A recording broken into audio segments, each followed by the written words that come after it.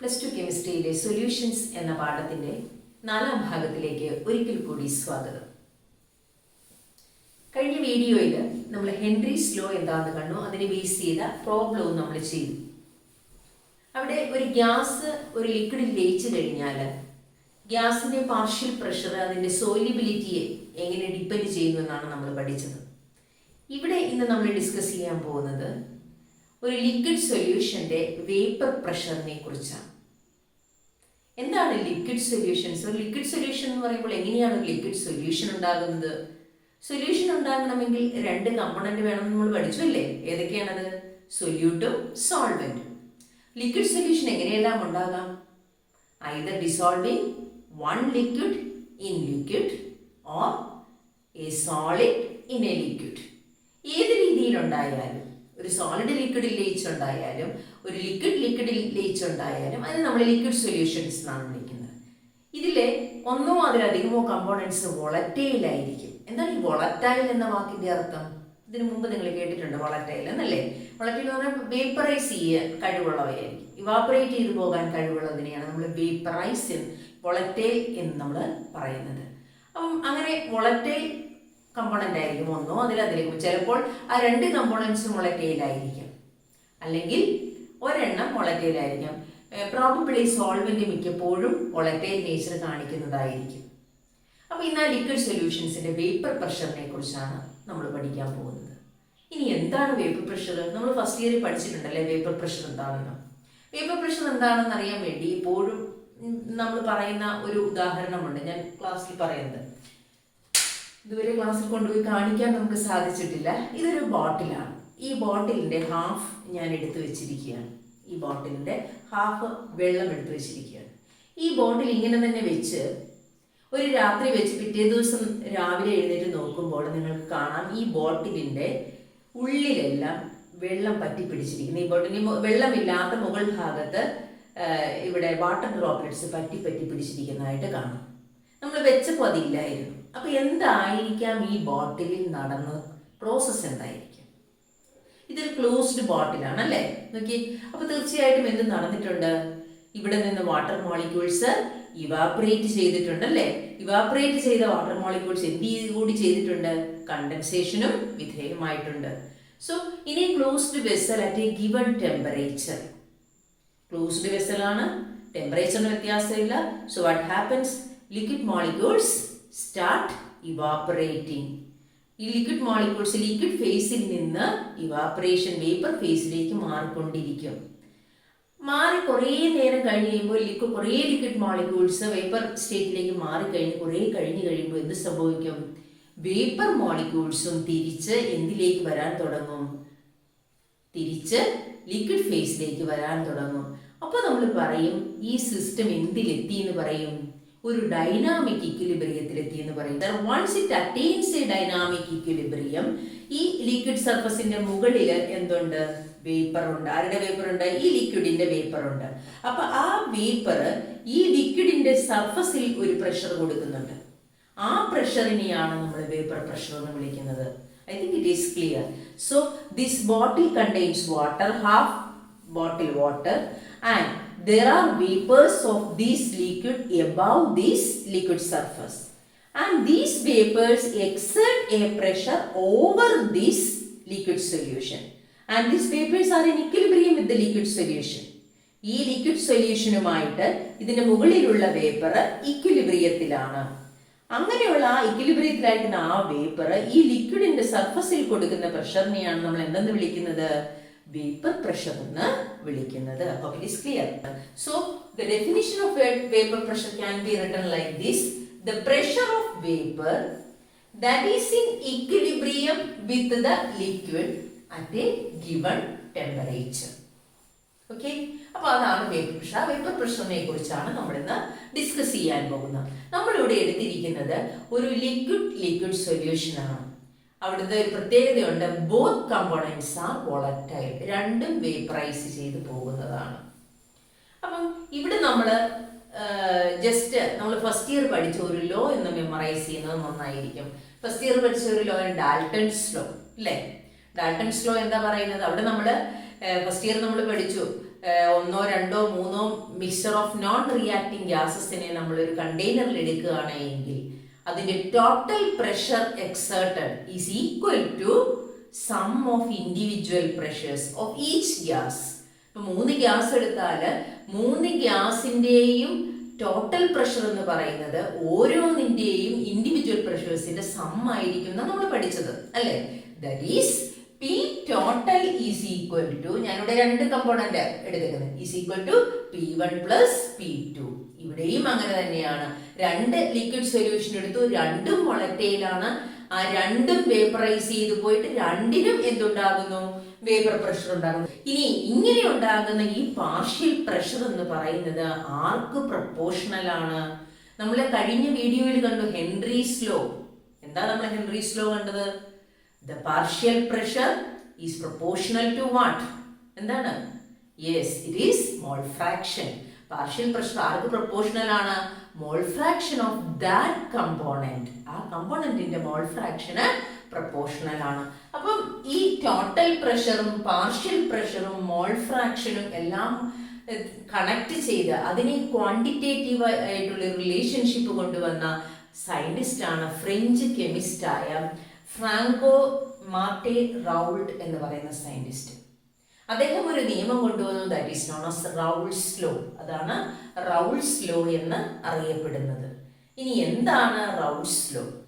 അതിന്റെ ഒരു സ്റ്റേറ്റ്മെന്റ് നമുക്ക് ഇങ്ങനെ പറയാം.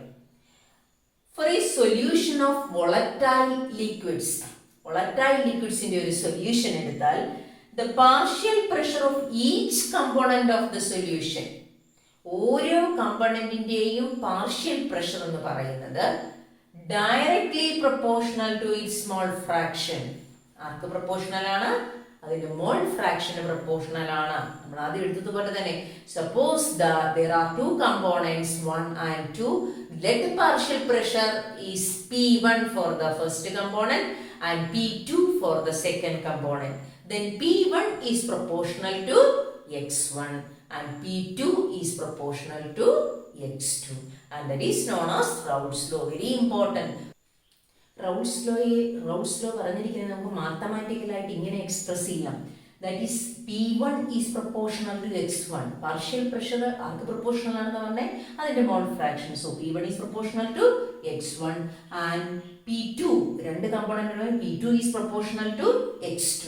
And now the proportionality constant can be removed by multiplying it with a constant P10. So P1 is equal to P10 into x1. What is P10? P10 is the vapor pressure of the pure component. 2 component ഉള്ള ഒരു liquid സൊല്യൂഷന് പകരം ഒരു component മാത്രം നമ്മളൊരു കണ്ടെയ്നറിൽ എടുത്ത് അതിന്റെ vapour pressure measure ചെയ്യുകയാണെങ്കിൽ അതാണ് P10. അപ്പൊ തനിയെ എടുത്ത് നമ്മൾ വേപ്പർ പ്രഷർ മെഷർ ചെയ്യണം, അതിനകത്ത് മറ്റൊന്നും പാടില്ല. So P10 is the vapor pressure of the pure component. So P1 is equal to P10 into x1. Likewise P2 is equal to P20 into x2. And what is P20? The vapor pressure of the pure component 2. രണ്ടാമത്തെ കമ്പോണന്റിന്റെ vapour pressure, അതായത് ആ component തനിയെ എടുത്ത് അതിന്റെ vapour pressure measure ചെയ്താൽ അതാണ് P20. Now we know that from Dalton's law, total pressure exerted is equal to sum of partial pressures. So P total is equal to P1 plus P2.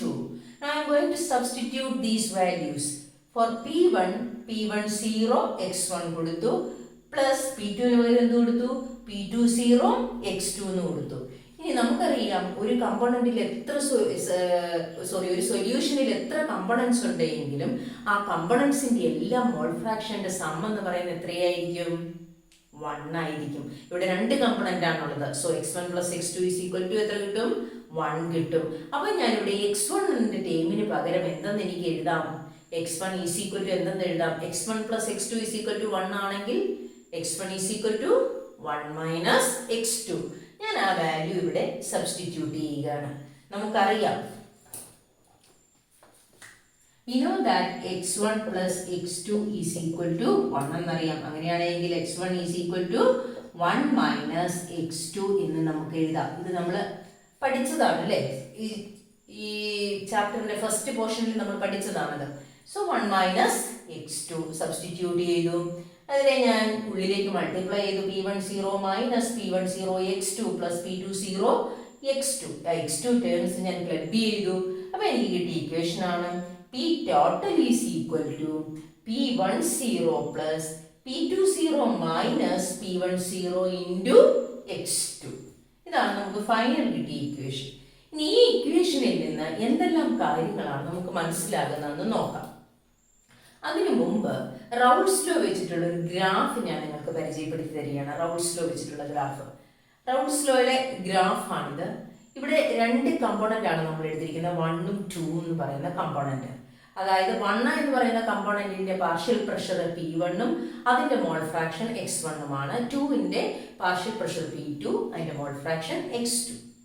അപ്പൊ ഇവിടെ ആദ്യം initially x1 1 ആണ്, maximum ആണ്. പക്ഷെ ഇവിടെ x1 0 ആണ്. ഇവിടെ x2 is equal to 0 ആണ്. Mole fraction of the second component 0 ആണ്. ഇവിടെ mole fraction of the second component is 1. ഇത് മോൾ ഫ്രാക്ഷൻ വേഴ്സസ് പ്രഷർ ആണ്. പ്രഷർ വേഴ്സസ് മോൾ ഫ്രാക്ഷൻ ഗ്രാഫാണ് വരച്ചിരിക്കുന്നത്. അപ്പം ഇവിടെ നോക്കിക്കേ, x2ന്റെ വാല്യൂ 0 ആണ്. 0യിൽ നിന്ന് കൂടി കൂടി കൂടി വരുമ്പോൾ P2, ഇതാണ് P2ന്റെ കർവ്. P2ന്റെ കർവ് ഇതാണ്. അപ്പം P2ന്റെ ആ ഗ്രാഫ് പോകുന്ന നോക്കിയേ, x2 കൂടുന്നതിനനുസരിച്ച് P2വും എന്ത് ചെയ്തിരിക്കുന്നു? P2 varies linearly with x2. അതാണ് നമ്മൾ കാണുന്നത് അല്ലേ? x2 കൂടുന്നതിനനുസരിച്ച് P2വും കൂടിക്കൊണ്ടിരിക്കുന്നു. ഗ്രാഫ് ഇങ്ങനെ കൂടി കൂടിയാ പോകുന്നത് അല്ലേ? ഇനി അടുത്തത് ഇവിടെ x1 ഈസ് ഈക്വൽ ടു 0 ആണ്. ഇവിടെ ശ്രദ്ധിച്ചു നോക്കിയാൽ അറിയാം, ഈ 0യിൽ നിന്ന് 1ലേക്ക് എത്തുക എന്ന് പറഞ്ഞാൽ അത് കൂടി കൂടി വരികയാണ്. ഫസ്റ്റ് കമ്പോണന്റിന്റെ മോൾ ഫ്രാക്ഷൻ കൂടി വരികയാണ്.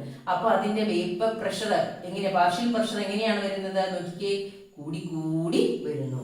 That means P1 also varies linearly with x1. x1 കൂടുന്നതിനനുസരിച്ച് P1 കൂടുന്നു, x2 കൂടുന്നതിനനുസരിച്ച് P2 കൂടുന്നു. ഇനി ഇവിടെ നോക്കിക്കേ, P total also varies linearly with x2. x2വിനനുസരിച്ച് ആര് കൂടുന്നു? P total കൂടിക്കൊണ്ടേ ഇരിക്കുന്നു. ഇനി മറ്റൊരു കാര്യം ഈ ഗ്രാഫിൽ നിന്ന് നമുക്ക് മനസ്സിലാക്കാൻ സാധിക്കുന്നത്, നമുക്ക് ഇൻഡിവിജ്വൽ പാർഷ്യൽ പ്രഷേഴ്സ് നമുക്ക് കിട്ടി. P1 P2 പാർഷ്യൽ പ്രഷേഴ്സ് കിട്ടി. ഇനി P10 എന്ന് പറഞ്ഞു കഴിഞ്ഞാൽ എന്താണ്? ഇവിടെ ആര് മാത്രമേ ഉള്ളൂ? x1 മാത്രമേ ഉള്ളൂ. അപ്പൊ x1 മാത്രം എടുത്താൽ അതിന്റെ വേപ്പർ പ്രഷറാണ് എന്ത്? P10. ഇനി ഇവിടെ x2 is equal to 1, x1 is equal to 0. അതായത് ഈ പോയിന്റിൽ ആരേ ഉള്ളൂ? x2 മാത്രമേ ഉള്ളൂ. അപ്പൊ അതിന് കറസ്പോണ്ടിങ് ആയിട്ടുള്ള വേപ്പർ പ്രഷറാണ് P20.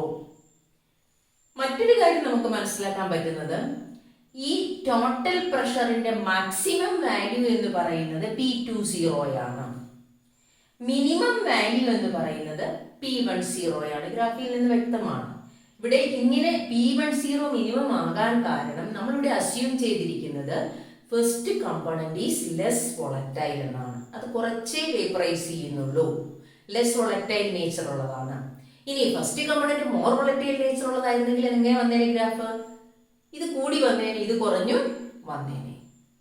ഇപ്പൊ നമ്മൾ ഇവിടെ അസ്യൂം ചെയ്തിരിക്കുന്നത് എങ്ങനെയാണ്? First component is less volatile than second component. അതുകൊണ്ടാണ് നമ്മൾ ഇങ്ങനെ നമുക്കൊരു കർവ് നമുക്ക് കിട്ടിയത്. ഈ ഗ്രാഫിൽ ഇത്രയും കാര്യങ്ങൾ, ഒരു ഗ്രാഫിൽ നമുക്ക് എന്തെല്ലാം കാര്യങ്ങൾ റെഡ്യൂസ് ചെയ്യാമെന്ന് നോക്കി, ഇത്രയും കാര്യങ്ങൾ ഈ ഗ്രാഫിൽ നമുക്ക് കിട്ടി. ഇനി നമുക്ക് ഈ ഇക്വേഷനിൽ നിന്ന്, നമ്മൾ ഈ റെഡ്യൂസ് ചെയ്ത ഇക്വേഷനിൽ നിന്ന് എന്തെല്ലാം കാര്യങ്ങളാണ് നമുക്ക് മനസ്സിലാക്കാൻ പറ്റുന്നതെന്ന് നോക്കാം. ഇവിടെ ടോട്ടൽ വേപ്പർ പ്രഷർ ഒരു മോൾ ഫ്രാക്ഷൻ, ഒരു കമ്പോണന്റിന്റെ മോൾ ഫ്രാക്ഷനുമായിട്ട് റിലേറ്റ് ചെയ്ത് എഴുതിയിരിക്കുകയാണ്. 2 മോൾ ഫ്രാക്ഷനും നമ്മൾ ഉണ്ട്, 2 കമ്പോണന്റ് ഉണ്ട്, 2 മോൾ ഫ്രാക്ഷൻ ഉണ്ട്. പക്ഷെ ടോട്ടൽ വേപ്പർ പ്രഷർ ഒരു കമ്പോണന്റിന്റെ മോൾ ഫ്രാക്ഷനുമായിട്ട് മാത്രം റിലേറ്റ് ചെയ്ത് നമുക്ക് എഴുതാനായിട്ട് സാധിക്കും. That is the first conclusion. Total vapour pressure over the solution can be related to mole fraction of any one component. അതാണ് ഫസ്റ്റ് കൺക്ലൂഷൻ. ഇനി സെക്കൻഡ് കൺക്ലൂഷൻ എന്ന് പറയുന്നത് P total varies linearly with x2. x2 കൂടുന്നതിനനുസരിച്ച് x2 ഇവിടെ 0 ആണ്, 0യിൽ നിന്ന് 1ലേക്ക് പോയി, അതായത് x2ന്റെ വാല്യൂ കൂടിക്കൊണ്ടിരിക്കുകയാണ്. x2ന്റെ വാല്യൂ കൂടുന്നതിനനുസരിച്ച് ആരുടെ വാല്യൂ കൂടുന്നു? പി ടോട്ടലിന്റെ വാല്യൂ കൂടിക്കൊണ്ടിരിക്കുന്നു. That is the second conclusion. P total varies linearly with x2. Now the third conclusion. Third conclusion നമുക്ക് പറയണമെങ്കിൽ ഒരു കാര്യം നമ്മൾ അത് ഇക്വേഷൻ ഒന്ന് ശ്രദ്ധിക്കണം. തേർഡ് കൺക്ലൂഷൻ എന്താണെന്ന് ഞാൻ പറയാം. Depending on P20 and P10, P20യെയും P10യെയും ഡിപ്പെൻഡ് ചെയ്ത് P total it either increases or decreases with increase in x2 കൂടുന്നതിനനുസരിച്ച് പി ടോട്ടൽ കൂടുകയോ കുറയുകയോ ചെയ്യുന്നു എന്ന് പറഞ്ഞാൽ എന്താണ് മീനിങ്? ഈ ഇക്വേഷനിൽ നോക്കിയാൽ നിങ്ങൾക്ക് വളരെ വ്യക്തമായിട്ട് മനസ്സിലാകും. നോക്കിക്കേ, ഈ ഒരു P total is equal to P10 plus P20 minus P10 into x2. ഇതിനകത്ത് ഈ P20 മൈനസ് P10 എന്ന ടേം പോസിറ്റീവ് ആണെന്ന് വിചാരിക്കുക. സപ്പോസ് ഒരു +10 ആണെന്ന് വിചാരിക്കുക. +10 ആണ് എങ്കിൽ ഇതിൻ്റെ എല്ലാം സം എന്ന് പറയുന്നത് പി ടോട്ടൽ എന്ന് പറയുന്നത് ഒരു പോസിറ്റീവ് വാല്യൂ അല്ലേ കിട്ടുന്നത്. ഇനി ഇത് പ്ലസ് ആണ്, കൂടാതെ x2ന്റെ വാല്യൂവും കൂടുതലാണെന്ന് വിചാരിക്കുക. x2ന്റെ വാല്യൂ 0യിൽ നിന്ന് 1ലേക്കാണ് വരുന്നത്. 10 × 0.4 ആണോ ഹയർ? 10 × 0.6 ആണോ ഹയർ? 10 × 0.6 ആണ്. അപ്പൊ x2ന്റെ വാല്യൂ കൂടുന്നതിനനുസരിച്ച് x2ന്റെ വാല്യൂ കൂടിയാൽ മാത്രം പോരെ, എന്തുകൂടി വേണം? അത് എന്തിനൊക്കെ ഡിപ്പെൻഡ് ചെയ്തിരിക്കുന്നു? Depending on the values of P20 and P10. ഈ രണ്ട് വാല്യൂവിന്റെയും ഡിഫറൻസ് എന്ന് പറയുന്നത് ഒരു പോസിറ്റീവ് ആണ് എങ്കിൽ പി ടോട്ടൽ ഇൻക്രീസ് ചെയ്യും. ഇനി P20 മൈനസ് P10 എന്ന് പറയുന്നത് നെഗറ്റീവ് ആണ് എങ്കിൽ പി ടോട്ടൽ എന്ത് ചെയ്യും? ഡിക്രീസ് ചെയ്യും. ഇവിടെ ഒരു നെഗറ്റീവ് 5 ആണെന്ന് വിചാരിച്ചു. -5 ഇൻറ്റു 0.4, അതുപോലെ -5 ഇൻറ്റു 0.6. ഏത് വാല്യൂ ആണ് കൂടുതൽ ഡിക്രീസ് ചെയ്യുകയല്ലേ ചെയ്തത്? സോ അതാണ് third conclusion. Hope it is clear. So ഈ ഗ്രാഫ് വളരെ ഇമ്പോർട്ടൻ്റ് ആണ്. റൗൾസ് ലോ എന്താണെന്ന് പരീക്ഷയ്ക്ക് ചോദിക്കുന്നത് പോലെ തന്നെ അതിൻ്റെ ഈ ഡെറിവേഷൻ, അതായത് P total is equal to P10 plus P20 minus P10 into x2. ഇതിനെ ബേസ് ചെയ്തിട്ടുള്ള conclusions. This graph is very important. ഇത് നന്നായിട്ട് നമ്മൾ പഠിച്ചു വയ്ക്കണം. പരീക്ഷയ്ക്ക് പലതവണ ചോദിച്ചിട്ടുള്ളതാണ്. ഇനി ഒരു ലിക്വിഡ് സൊല്യൂഷൻ്റെ മുകളിലുള്ള വേപ്പർ ഫേസിൻ്റെ കോമ്പോസിഷൻ. ഒരു ലിക്വിഡ് സൊല്യൂഷൻ എന്ന് പറയുമ്പോൾ 2 കമ്പോണൻസ് കാണും. നമ്മൾ ബൈനറി സൊല്യൂഷൻ എടുക്കുന്നത്. ആ 2 കമ്പോണൻറ്റിൻ്റെ വേപ്പർ ഫേസിലെ കോമ്പോസിഷൻ നമുക്ക് എങ്ങനെ കണ്ടുപിടിക്കാം? വേപ്പർ ഫേസ് എന്ന് പറഞ്ഞു കഴിഞ്ഞാൽ ഇതാണ് ലിക്വിഡ് സൊല്യൂഷൻ എങ്കിൽ ഇതിൻ്റെ മുകളിൽ വേപ്പർ ഫേസ് ഉണ്ട്. ഈ വേപ്പർ ഫേസിലെ കമ്പോണൻസ് ഏതൊക്കെ, അതിൻ്റെ കോമ്പോസിഷൻ എന്താണ്, അതിൻ്റെ അളവ് എന്തുമാത്രമാണ്, അതിൻ്റെ മോൾ ഫ്രാക്ഷൻ എന്താണെന്ന് നമുക്ക് എങ്ങനെ കണ്ടുപിടിക്കാം എന്നാണ് നമ്മൾ നോക്കാൻ പോകുന്നത്.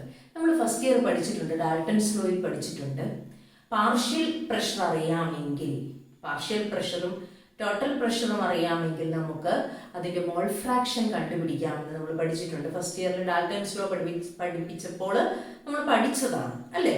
അപ്പോൾ അത് വെച്ച് തന്നെയാണ് നമ്മൾ ഇവിടെയും വേപ്പർ ഫേസിലുള്ള ഇതിൻ്റെ കോമ്പോസിഷൻ, വേപ്പർ ഫേസിൻ്റെ കോമ്പോസിഷൻ നമ്മൾ കണ്ടുപിടിക്കുന്നത്.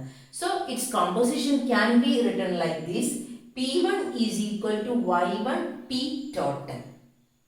And Y1 is the mole fraction of the component in the vapor phase. Vapor phase ഇലുള്ള കമ്പോണൻറ്റിൻ്റെ മോൾ ഫ്രാക്ഷൻ ആണ് Y1 എന്ന് പറയുന്നത്. ലിക്വിഡ് ഫേസിലല്ല, ഇവിടെ വേപ്പർ ഫേസിലുള്ള ഫസ്റ്റ് കമ്പോണൻറ്റിൻ്റെ mole fraction. And P2 is equal to Y2 P total എന്ന് പറഞ്ഞാൽ എന്താണ്? വേപ്പർ ഫേസിലുള്ള സെക്കൻഡ് കമ്പോണൻറ്റിൻ്റെ മോൾ ഫ്രാക്ഷൻ ആണ് Y2. So Y1 and Y2 are the mole fractions in the vapour phase. Vapour ഫേസിലുള്ള മോൾ ഫ്രാക്ഷൻസ് ആണ്, not in the liquid solution. അത് ശ്രദ്ധിച്ചോണം കേട്ടോ. അപ്പം ഈ ഒരു ഇക്വേഷൻ വെച്ചിട്ട് നമുക്ക് കോമ്പോസിഷൻ ഓഫ് വേപ്പർ ഫേസ് നമുക്ക് കണ്ടുപിടിക്കാം. പാർഷ്യൽ പ്രഷർ നമുക്കറിയാമെങ്കിൽ, so P1 and P2 are the partial pressures. Now it is said that Raoult's law is a special case of Henry's law. Henry's ലോയുടെ ഒരു സ്പെഷ്യൽ കേസാണ് റൗൾസ് law എന്ന് പറയുന്നത്. എന്തുകൊണ്ടായിരിക്കാം അങ്ങനെ പറയുന്നത്? റൗൾസ് ലോ പറയുന്നത് the partial pressure of any volatile component is directly proportional to its എന്തെന്നാ പറഞ്ഞത്? Mole fraction. അപ്പോൾ directly proportional to its mole fraction, അതായത് വോളറ്റൈൽ കമ്പോണന്റിന്റെ പാർഷ്യൽ പ്രഷർ ആർക്ക് പ്രൊപ്പോർഷണൽ ആണ്? മോൾ ഫ്രാക്ഷന് പ്രൊപ്പോർഷണൽ ആണ്. ഇനി എന്താണ് ഹെൻറീസ് ലോ പറയുന്നത്? ഹെൻറീസ് ലോ ആരെ ബേസ് ചെയ്ത് പറഞ്ഞതാണ്? ഒരു ഗ്യാസ് ലിക്വിഡിൽ ലയിക്കുമ്പോൾ, ഗ്യാസും ലിക്വിഡും കൺസിഡർ ചെയ്യുമ്പോൾ ആരാണ് മോർ വോളറ്റൈൽ? ഗ്യാസ് ആണല്ലേ. So the partial pressure or the pressure is directly proportional to mole fraction of that component in the solution, അല്ലെങ്കിൽ mole fraction of gas in the solution എന്നാ പറഞ്ഞിരിക്കുന്നത് അല്ലേ. അപ്പം അവിടെയും മോർ വോളറ്റൈൽ കമ്പോണന്റ് ആർക്ക് proportional ആണ്? More volatile കമ്പോണന്റിന്റെ partial pressure ആർക്ക് proportional ആണ്? അതിന്റെ മോൾ ഫ്രാക്ഷന് പ്രൊപ്പോർഷണൽ ആണ്. രണ്ടും കമ്പയർ ചെയ്ത് കഴിഞ്ഞാൽ നമുക്ക് പറയാൻ പറ്റുന്നത് partial pressure of any volatile component, അത് ലിക്വിഡ് സൊല്യൂഷൻ ആണെങ്കിലും ഗേഷ്യസ് സൊല്യൂഷൻ ആണെങ്കിലും, ഇവിടെ ഹെൻറീസ് ലോ എന്ന് പറയുന്നത് P = KH × X ആണ്. P എന്ന് പറയുന്നത് ആരുടെ പ്രഷറാണ്? ഗ്യാസിന്റെ പ്രഷറാണ്. അതാണ് നമ്മുടെ more volatile. That is proportional to its mole fraction X എന്ന് പറയുന്നത്. റൗൾസ് ലോ പറയുന്നത് P1 is proportional to X1, അത് വോളറ്റൈൽ കമ്പോണന്റ് ആണ്. അപ്പൊ രണ്ടുപേരും പറയുന്നത് വോളറ്റൈൽ കമ്പോണന്റ്സിനെ കുറിച്ച് തന്നെയാണ്. ഒരു സ്ഥലത്ത് ലിക്വിഡ്, മറ്റേ സ്ഥലത്ത് ഗ്യാസ് ആണ് പറയുന്നത്. അപ്പം അതുകൊണ്ട് നമുക്ക് എന്ത് പറയാം? റൗൾസ് law is A special case of Henry's law എന്ന് നമുക്ക് പറയാം. ഇവിടെ ആകെ വ്യത്യാസമുള്ളത് എന്തിൽ മാത്രമേ ഉള്ളൂ? ഈ പ്രൊപ്പോർഷണാലിറ്റി കോൺസ്റ്റന്റിൽ മാത്രമേ ഉള്ളൂ. Here it is P10 and in the case of Henry's law it is KH. ഇതിനു മുമ്പ് ഒരു കാര്യം പറഞ്ഞോട്ടെ, ഇതിനു മുമ്പത്തെ ടോപ്പിക്കുകൾ ഹെൻറീസ് ലോ എന്താണെന്ന് നന്നായിട്ട് പഠിച്ച ഒരു കുട്ടിക്ക് മാത്രമേ ഈ ഒരു ടോപ്പിക്ക് വ്യക്തമായിട്ട് മനസ്സിലാവുകയുള്ളൂ. അപ്പോൾ ഇത് മനസ്സിലാകാത്ത എന്തെങ്കിലും മനസ്സിലാകാതെ വരികയാണെങ്കിൽ തീർച്ചയായിട്ടും നിങ്ങൾ ആ വീഡിയോ ശരിക്കും ഹെൻറീസ് ലോയുടെ വീഡിയോ ശരിക്കും കണ്ട് പഠിച്ചിട്ട് വേണം ഈ വീഡിയോ കാണാനായിട്ട്. ഓക്കെ, ഇനി ഒരു നോൺ വോളറ്റൈൽ സൊല്യൂട്ട് ഒരു ലിക്വിഡിൽ ലയിക്കുമ്പോൾ ഉണ്ടാകുന്ന സൊല്യൂഷന്റെ വേപ്പർ പ്രഷർ എങ്ങനെ വ്യത്യാസപ്പെടുമെന്ന് നമുക്ക് നോക്കാം. നോൺ വോളറ്റൈൽ സൊല്യൂട്ട് എന്ന് പറയുമ്പോൾ ഏതൊക്കെയായിരിക്കും? നമ്മൾ എടുക്കുന്ന ഉപ്പുവെള്ളം, സോഡിയം ക്ലോറൈഡ്, അതുപോലെ ഷുഗർ, കെയിൻ ഷുഗർ, യൂറിയ, ഇതെല്ലാം ഡിസോൾവ് ചെയ്ത് കിട്ടുന്നത് അതെല്ലാം നോൺ വോളറ്റൈൽ സൊല്യൂട്ട് ആണ്. അത് വാട്ടറിൽ ഡിസോൾവ് ചെയ്ത് കഴിഞ്ഞാൽ solvent plus non volatile solute ആണ്. അതുപോലെ iodine in carbon tetrachloride, sulphur in carbon tetrachloride, ഇതെല്ലാം അയഡിനും സൾഫറും എല്ലാം non volatile solute, non volatile ആണ്. അത് കാർബൺ ടെട്രാക്ലോറൈഡിൽ ഡിസോൾവ് ചെയ്യുന്നത്. അപ്പം ഇങ്ങനെ ഒരു സൊല്യൂഷൻ ഫോം ചെയ്യുമ്പോൾ എന്താണ് അവിടെ വരുന്ന വ്യത്യാസം നമുക്ക് നോക്കാം. ഇത് ഞാൻ എടുത്തിരിക്കുന്ന ഒരു പ്യുവർ സോൾവെന്റിന്റെ ചിത്രമാണ്. പ്യുവർ സോൾവെന്റ് ഒരു ബീക്കറിൽ എടുത്തിരിക്കുന്നു. അതിനെ കവർ ചെയ്ത് ഒരു ക്ലോസ് ചെയ്ത ഒരു കണ്ടെയ്നർ വെച്ചിരിക്കുകയാണ്. ഇത് ക്ലോസ്ഡ് ആണ് ഈ കണ്ടെയ്നർ. ഇവിടെ ഞാൻ എടുത്തിരിക്കുന്ന 1 മോൾ സോൾവെന്റ് പ്ലസ് 1 മോൾ സൊല്യൂട്ട് ആണ്. അതായത് ഒരു സൊല്യൂഷൻ ആണ്. രണ്ട് വ്യത്യാസമുണ്ട്. ഇവിടെ ബ്ലൂ കളറിൽ അടയാളപ്പെടുത്തിയിരിക്കുന്നത് സർഫസ് മുഴുവൻ ആരാണ്? സോൾവെന്റ് മോളിക്യൂൾസ് ആണ്. എന്നാൽ ഈ ചിത്രത്തില് ഇതിന്റെ സർഫസിൽ റെഡ് ഡോട്ടുകൾ കാണാം അല്ലെ. ആ റെഡ് ഡോട്ട് എന്ന് പറയുന്നത് സർഫസിൽ ആരും കൂടി ഓക്യുപ്പൈ ചെയ്തിരിക്കുന്നു? സൊല്യൂട്ട് പാർട്ടിക്കിൾസ് കൂടി ഓക്യുപ്പൈ ചെയ്തിരിക്കുന്നു. അപ്പൊ നമുക്കറിയാം എന്താണ് വേപ്പർ പ്രഷർ. വേപ്പർ പ്രഷർ എന്താണെന്ന് നമ്മൾ പഠിച്ചു അല്ലെ. എന്താ vapour pressure? The pressure exerted by the vapor over the liquid surface. ആ ലിക്വിഡ് സർഫസിന് മുകളിൽ വേപ്പർ കൊടുക്കുന്ന പ്രഷറിനെയാണ് വേപ്പർ പ്രഷർ എന്ന് നമ്മൾ പറയുന്നത് അല്ലെ.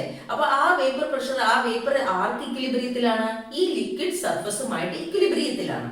അപ്പൊ ആ ലിക്വിഡ് സർഫസുമായിട്ട് ഇക്വിലിബ്രിയത്തിലിരിക്കുന്ന വേപ്പർ ലിക്വിഡിന്റെ സർഫസിൽ കൊടുക്കുന്ന പ്രഷർ, അതാണ് നമ്മൾ ആദ്യം പറഞ്ഞത്. ആ വേപ്പർ പ്രഷർ ഇവരിൽ രണ്ടുപേരിൽ ആർക്കാണ് കൂടുതൽ എന്നാണ് പറയാൻ പോകുന്നത്. സാധാരണഗതിയിൽ ഇവാപറേഷൻ നടക്കുന്ന എവിടെ നിന്നാണ്? അടിയിൽ നിന്നാണോ മുകളിൽ നിന്നാണോ? സർഫസിൽ നിന്നാണ് അല്ലെ. അപ്പൊ സർഫസില് കൂടുതൽ പാർട്ടിക്കിൾസ് സോൾവെന്റ് പാർട്ടിക്കിൾസ് ആണ്, ദാറ്റ് ഈസ് വോളറ്റൈൽ. അപ്പം ആരായിരിക്കും പെട്ടെന്ന് കൂടുതൽ ഇവാപറേറ്റ് ചെയ്യുന്നത്? സോൾവെന്റ് മോളിക്യൂൾസ് ഉള്ള ബീക്കറിലെ മോളിക്യൂൾസ് ആയിരിക്കും കൂടുതൽ ഇവാപറേറ്റ് ചെയ്ത് പോകുന്നത് അല്ലെ. അപ്പം ഇവിടെ ഒരു വേപ്പർ പ്രഷർ ഉണ്ടാകും. Now what happens here? The surface is occupied by solvent molecules and solute molecules. ഇവിടെ ഒരു 20 സോൾവെന്റ് മോളിക്യൂൾസ് ഉണ്ടായിരുന്നെങ്കിൽ ഇവിടെ അത്രയും സോൾവെന്റ് മോളിക്യൂൾസ് ഉണ്ടോ? ഇല്ല, അതിന്റെ പകുതിയേ കാണുള്ളൂ. അതായത് ഇവാപറേഷൻ നടക്കുന്നത് എവിടെ നിന്നാണ്? സർഫസിൽ നിന്നാണ്. അപ്പൊ ഇവിടെ നടന്ന അത്രയും മോളിക്യൂൾസ് സൊല്യൂഷനിൽ നിന്ന് ഇവാപറേറ്റ് ചെയ്ത് പോകാനായിട്ട് സാധിക്കുമോ? ഇല്ല. അതിന്റെ ഫലമായിട്ട് നോക്കിക്കേ, ഇവിടെ ഞാൻ മുകളിൽ കാണിച്ചിരിക്കുന്നത് ഇവാപറേറ്റ് ചെയ്ത മോളിക്യൂൾസ് ആണ്, സിമ്പിൾസ് കൊടുത്ത് കാണിച്ചിരിക്കുന്നത്. ഇവിടെ ഇത്രയും മോളിക്യൂൾസ് ഇവാപറേറ്റ് ചെയ്തപ്പോൾ ഇവിടെ നോക്കി അതിന്റെ ഇരട്ടി മോളിക്യൂൾസ് ആണ് ഇവാപറേറ്റ് ചെയ്തിരിക്കുന്നത്. അതിന്റെ കാരണം എന്താണ്? നമ്മൾ ഇതിനകത്തേക്ക് എന്ത് ആഡ് ചെയ്തു? ഒരു നോൺ വോളറ്റൈൽ സൊല്യൂട്ട് ആഡ് ചെയ്തു. സോ വേപ്പർ പ്രഷർ ഇവിടെ അതുകൊണ്ട് കുറഞ്ഞു. So the decrease in vapour pressure depends on the, എന്തിനെ ഡിപെൻഡ് ചെയ്യുന്നു? Quantity of the non volatile solute. എന്തിനെയാണ്? Quantity of the non volatile solute. ഇപ്പൊ നോൺ വോളറ്റൈൽ സൊല്യൂട്ട് കൂടുതൽ add ചെയ്ത് കഴിഞ്ഞാൽ എന്ത് സംഭവിക്കും? വേപ്പർ പ്രഷർ പിന്നെയും കുറയും. സോ പരീക്ഷയ്ക്ക് ചോദിക്കാം, the vapor pressure of a solution is lower than that of solvent. Give reason. എക്സാമിന് ചോദിക്കാവുന്ന ഒരു ക്വസ്റ്റ്യൻ ആണ്. അപ്പൊ അതിന്റെ ആൻസർ ഇതാണ്. The surface is occupied by, ഞാൻ എഴുതിയിട്ടുണ്ട്, in pure liquid surface is occupied by solvent molecules only. But in solution, the fraction of space occupied by solvent molecules is less. So vapor pressure decreases. Okay. Now, that is decreasing vapor pressure depends on, എന്തിനെ depend ചെയ്യുന്നു? Quantity of the non-volatile solute and not its nature. അതിന്റെ നേച്ചറിനെ ബാധിക്കുന്നതേ ഇല്ല. For example, 1 mole sucrose 1 kilo വെള്ളത്തിൽ കലർത്തി നമ്മളൊരു solution ഉണ്ടാക്കുക. അതുപോലെ 1 മോൾ യൂറിയയും 1 കിലോഗ്രാം വെള്ളത്തിൽ കലർത്തി ഒരു സൊല്യൂഷൻ ഉണ്ടാക്കുക. രണ്ടിന്റെയും decrease in vapour pressure nearly similar ആണ്. അതിന്റെ അർത്ഥം രണ്ടും ഡിഫറെന്റ് നോൺ വോളറ്റൈൽ സൊല്യൂട്ട് ആണ് നമ്മൾ എടുത്തത്. അപ്പൊ നേച്ചറിനെ ഡിപെൻഡ് ചെയ്യുന്നുണ്ടോ? ഇല്ല, മറിച്ച് എന്തിനെ ഡിപെൻഡ് ചെയ്യുന്നു? Quantity of the non volatile സൊല്യൂട്ടിനെ ഡിപെൻഡ് ചെയ്യുന്നു. ഇനി ഒരു നോൺ വോളറ്റൈൽ സൊല്യൂട്ട് ആഡ് ചെയ്യുന്ന സൊല്യൂഷന്റെ വേപ്പർ പ്രഷർ ആരെ ഡിപെൻഡ് ചെയ്തിരിക്കുന്നു? അതിലെ സോൾവെന്റിന്റെ കോൺസെൻട്രേഷനെ ഡിപെൻഡ് ചെയ്തിരിക്കുന്നു. കാരണം ഒരു non volatile solute plus solvent form ചെയ്യുന്ന സൊല്യൂഷനിൽ ആര് മാത്രമേ വോളറ്റൈൽ ആയിട്ടുള്ളൂ? സോൾവെന്റ് മാത്രമേ വോളറ്റൈൽ ആയിട്ടുള്ളൂ. സോൾവെന്റിന്റെ കോൺസെൻട്രേഷൻ കൂടുമ്പോൾ വേപ്പർ പ്രഷർ കൂടും. ഡിക്രീസ് ഇൻ വേപ്പർ പ്രഷർ ആരെ ഡിപെൻഡ് ചെയ്തിരിക്കുന്നു എന്നാണ് പറഞ്ഞത്? അത് നോൺ വോളറ്റൈൽ സൊല്യൂട്ടിനെ ഡിപെൻഡ് ചെയ്തിരിക്കുന്നു. പക്ഷെ ടോട്ടൽ വേപ്പർ പ്രഷർ എന്ന് പറയുന്നത് സോൾവെന്റിന്റെ കോൺസെൻട്രേഷനെ ഡിപെൻഡ് ചെയ്തിരിക്കുന്നു. സോൾവെന്റിന്റെ കോൺസെൻട്രേഷൻ കൂടുമ്പോൾ എന്ത് കൂടുന്നു? ടോട്ടൽ വേപ്പർ പ്രഷറും കൂടുന്നു ആ സൊല്യൂഷന്റെ. നമ്മൾ റൗൾസ് ലോ ഉപയോഗിച്ച് for a solution of at any concentration ഒരു റൗൾസ് ലോയുടെ ഒരു ഗ്രാഫ് വരയ്ക്കുകയാണ് എങ്കിൽ അതിൽ നമുക്ക് വ്യക്തമായിട്ട് കാണാൻ സാധിക്കുന്നത് the vapor pressure of the component varies directly with or varies linearly with the concentration or mole fraction of the component എന്ന് നമുക്ക് കാണാൻ. ഇവിടെ നമ്മൾ എടുത്തിരിക്കുന്ന സൊല്യൂഷനിൽ സൊല്യൂട്ട് നോൺ വോളറ്റൈൽ ആണ്. അപ്പോൾ ആരുടെ മോൾ ഫ്രാക്ഷൻ മാത്രമേ കൺസിഡർ ചെയ്യേണ്ടതുള്ളൂ? സോൾവെന്റിന്റെ മോൾ ഫ്രാക്ഷൻ മാത്രമേ കൺസിഡർ ചെയ്യേണ്ടതുള്ളൂ. ഈ ഗ്രാഫില് y ആക്സിസ് വേപ്പർ പ്രഷർ ആണ്, x axis mall fraction of solvent ആണ്. നോക്കിക്കേ, ഇവിടെ സോൾവെന്റിന്റെ മോൾ ഫ്രാക്ഷൻ 0-ൽ നിന്ന് 1-ലേക്ക് കൂടുകയാണ്. As the mole fraction of the solvent increases, what all increases? The vapor pressure of the solution also increases because the vapor pressure is contributed by the solvent itself since the solute is non-volatile. Is it clear? So P1 is proportional to X1 and P1 is equal to P10 into X1. And what is P10? P10 എന്താണ്?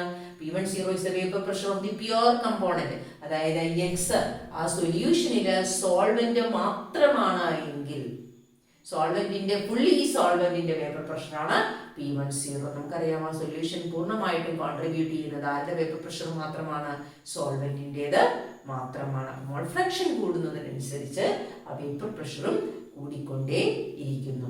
ഇനി നമ്മൾ പഠിച്ചു 3 type solutions നമ്മൾ പഠിച്ചു. First one, 2 volatile liquids form ചെയ്യുന്ന solutions. അവിടെ ഓരോ കമ്പോണന്റിന്റെയും പാർഷ്യൽ പ്രഷർ, അതായത് വോളറ്റൈൽ കമ്പോണന്റിന്റെ പാർഷ്യൽ പ്രഷർ അതിന്റെ മോൾ ഫ്രാക്ഷന് പ്രൊപ്പോർഷണൽ ആണെന്ന് ഫസ്റ്റ് നമ്മൾ പഠിച്ചു. ആദ്യം റൗൾസ് ലോ തുടങ്ങിയത് അങ്ങനെയാണ് അല്ലേ, സ്റ്റേറ്റ്മെന്റ് അങ്ങനെയാണ്. അതിനുശേഷം ആ റൗൾസ് ലോ എന്ന് പറയുന്നത് ഹെൻറീസ് ലോ ഒരു സ്പെഷ്യൽ കേസ് ആണെന്ന് പറഞ്ഞു. എന്താണ് Henry's law? Gas in liquid സൊല്യൂഷനിലെ ഗ്യാസ് മോർ വോളറ്റൈൽ ആണ്. അങ്ങനെ മോർ വോളറ്റൈൽ ആയ ഗേഷ്യസ് കമ്പോണന്റിന്റെ പ്രഷർ എന്ന് പറയുന്നത് ആർക്ക് പ്രൊപ്പോർഷണൽ ആണ്? ആ ഗ്യാസിന്റെ മോൾ ഫ്രാക്ഷന് പ്രൊപ്പോർഷണൽ ആണെന്ന് നമ്മൾ കണ്ടു. മൂന്നാമത്തെ ടൈപ്പ് സൊല്യൂഷൻ ആണ് ഒരു നോൺ വോളറ്റൈൽ സൊല്യൂട്ട് ഒരു സോൾവെന്റിൽ ലയിച്ചുണ്ടാകുന്ന സൊല്യൂഷൻ. ആ സൊല്യൂഷന്റെ വേപ്പർ പ്രഷർ എന്ന് പറയുന്നത് ആർക്ക് പ്രൊപ്പോർഷണൽ ആണ്? അതിലെ വോളറ്റൈൽ കമ്പോണന്റ് ആയ സോൾവെന്റിന്റെ മോൾ ഫ്രാക്ഷന് പ്രൊപ്പോർഷണൽ ആണ്. അപ്പൊ ഈ മൂന്ന് ടൈപ്പ് സൊല്യൂഷനും ചേർത്ത് ജനറൽ ആയിട്ട് നമുക്ക് എന്ത് പറയാം? For any solution the partial pressure of each volatile component is directly proportional to their mole fraction. So അതാണ് ഞാൻ എഴുതിയിരിക്കുന്നത്. For any solution the partial vapor pressure of each volatile component, ഓരോ volatile componentന്റെയും partial pressure is directly proportional to its mole fraction. അതിന്റെ mole fraction directly proportional ആണ്. മനസ്സിലായില്ലേ? ഇന്ന് എന്തൊക്കെയാണ് നമ്മൾ പഠിച്ചത്? റൗൾസ് ലോ പഠിച്ചു, അതിന്റെ മാത്തമാറ്റിക്കൽ എക്സ്പ്രഷൻസ്, അത് വെച്ചിട്ടുള്ള ഗ്രാഫിന്റെ എക്സ്പ്ലനേഷൻ ഒക്കെ നമ്മൾ ഡീറ്റെയിൽഡ് ആയിട്ട് കണ്ടു. അത് വളരെ ഇമ്പോർട്ടൻ്റ് ആണ്, അത് നിങ്ങൾ നന്നായിട്ട് പഠിക്കണം. Then Raoult's law as a special case of Henry's law. Then vapour പ്രഷറിന് എന്ത് സംഭവിക്കും? ഒരു നോൺ വോളറ്റൈൽ സൊല്യൂട്ട് ഒരു സോൾവെന്റിലേക്ക് ആഡ് ചെയ്ത് സൊല്യൂഷൻ ഫോം ചെയ്യുമ്പോൾ എന്ത് സംഭവിക്കും എന്ന് നമ്മൾ കണ്ടു. Then vapor phase composition of liquid solutions എങ്ങനെയാണ് കണ്ടുപിടിക്കേണ്ടതെന്നുള്ള ഇക്വേഷനും നമ്മൾ കണ്ടു. ഡാൽട്ടൺസ് ലോയിൽ ഫസ്റ്റ് ഇയറിൽ പഠിച്ചതാണെന്നും പറഞ്ഞിട്ട്. ഇനി ഈ ഭാഗത്തു നിന്ന് നമുക്ക് പരീക്ഷയ്ക്ക് ചോദിക്കാൻ സാധ്യതയുള്ള ക്വസ്റ്റ്യൻസ്, ഇതിൻ്റെ എല്ലാം ആൻസർ നിങ്ങൾ എഴുതി പഠിക്കണം. Okay, so the first question, explain Raoult's law using its graph. Raoult's ലോയുടെ ഡെഫിനേഷൻ എഴുതണം, അതിന്റെ മാത്തമാറ്റിക്കൽ എക്സ്പ്രഷൻ എഴുതണം, അതിന്റെ ഗ്രാഫ് വരച്ച് അത് എക്സ്പ്ലെയിൻ ചെയ്യണം. അത്രയും ആകുമ്പോഴാണ് ക്വസ്റ്റ്യൻ കംപ്ലീറ്റ് ആകുന്നത്. Now the second question, why it is said that Raoult's law is a special case of Henry's law? അറിയാലോ അല്ലേ? Now third one, give reason vapor pressure of solution containing non-volatile solute is lower than solvent. Okay, now fourth question, how will you calculate the vapor phase composition of liquid solutions? അപ്പം ഈ ഒരു solutions എന്ന് പറഞ്ഞ ഒരു ചാപ്റ്ററിന്റെ ഒരു പ്രത്യേകത എന്ന് പറഞ്ഞു കഴിഞ്ഞാൽ ഫസ്റ്റ് പാർട്ട് മുതൽ കൃത്യമായിട്ട് പഠിച്ചു വരുന്ന കുട്ടിക്ക് ഇനി വരുന്ന പോർഷൻസ് നന്നായിട്ട് മനസ്സിലാവുകയുള്ളൂ. ഇടയ്ക്കുന്ന ഒരു വീഡിയോ കണ്ടു കഴിഞ്ഞാൽ നിങ്ങൾക്ക് പെട്ടെന്ന് മനസ്സിലാകണമെന്നില്ല. അപ്പോൾ ആദ്യം മുതലുള്ള വീഡിയോസ് നിങ്ങൾ നന്നായിട്ട് കണ്ട് പഠിച്ച് പോരുക. അപ്പോൾ ഇന്ന് നമ്മൾ ഡിസ്കസ് ചെയ്ത എല്ലാ ടോപ്പിക്കുകളും നിങ്ങൾക്ക് വളരെ വ്യക്തമായിട്ട് മനസ്സിലായെന്ന് വിചാരിക്കുന്നു. നിങ്ങളുടെ അഭിപ്രായങ്ങൾ അറിയിക്കണം. And thank you for watching.